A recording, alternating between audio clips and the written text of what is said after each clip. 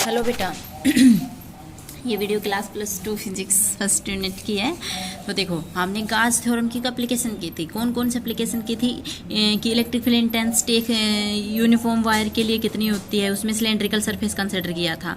Circle के लिए कितनी होती है, एक डिस्क ली थी ना, कंडक्टिंग सेल ली थी, उसके लिए कितनी होती है, आउटसाइड कितनी होती है, सरफेस के ऊपर कितनी होती है और इनसाइड के ऊपर 0 होती है। हमने ये कंसिडर किया था।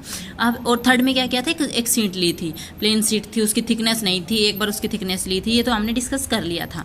अब हम एक देखो, एक टॉपिक और है, electric field intensity due to non conducting charge cell. एक सेल है, उस अगर कंडक्टिंग सेल थी तो उसमें होल अंदर तो कुछ चार्ज नहीं होता, जितना भी चार्ज होता है वो सारा सरफेस के ऊपर होता है, क्योंकि रिपल्सन के कारण कंडक्टर में चार्ज फ्लो करते हैं, रिपल्सन के कारण वो सरफेस के ऊपर आ जाते हैं। अगर हमारी सेल नॉन कंडक्टिंग होगी तो जितना चार्ज हम सेल में देंगे वो यहाँ भी होगा, यहाँ भी होगा, यहाँ भी होगा, हर पॉइंट के ऊपर चार्ज होगा ना। तब इलेक्ट्रिक फील्ड इंटेंसिटी क्या होगी, हमें ये फाइंड आउट करना है।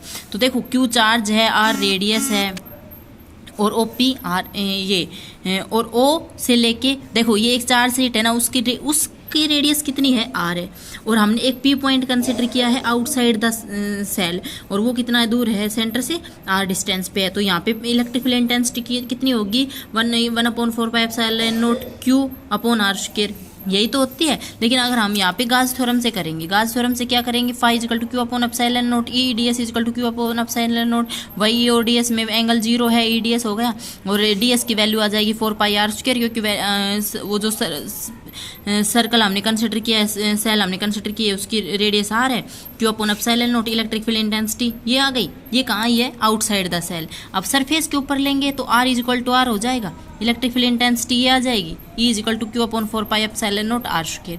अब देखो, ये तो उसके जैसा ही हो गया। थर्ड केस है, थर्ड केस हमने क्या कंसिडर करना है कि ये R था, कौन सा, जो हम पॉइंट P से ये R मान रहे थे, फिर ये इस R को हमने इस रेडियस के इक्वल ले लिया। अब इस R को इस रेडियस से छोटा कंसिडर कर लेते हैं और यहाँ पे एक गाजियन सरफेस कंसिडर करते हैं जिसकी रेडियस कितनी है, स्मॉल r। अब देखो, जो कंडक्टिंग सेल थी उसके अंदर Q की वैल्यू 0 हो गई थी, तो इलेक्ट्रिक फील्ड 0 आ गया था। क्यों? क्योंकि इनसाइड द सेल तो कोई चार्ज था ही नहीं कंडक्टिंग में, लेकिन ये नॉन कंडक्टिंग है तो कुछ तो चार्ज आया है ना। टोटल चार्ज Q था। अगर हमने छोटा कंसिडर किया है तो हमने क्या मान लिया कि कितना चार्ज कंसिडर हुआ, वहाँ पे Q डैश, फाई की वैल्यू Q डैश अपॉन 4 ये epsilon not, E ds angle वही है, ds की वैल्यू 1/4π एप्सिलॉन नॉट हो जाएगी, E इंटू ds की वैल्यू 4πr² हो जाएगी। अब देखो, Q डैश की वैल्यू चेंज हो जाएगी क्योंकि चार्ज, टोटल चार्ज कितना है Q, और इसके अंदर कितना कंसिडर हो रहा है, Q dash upon epsilon not हो गया।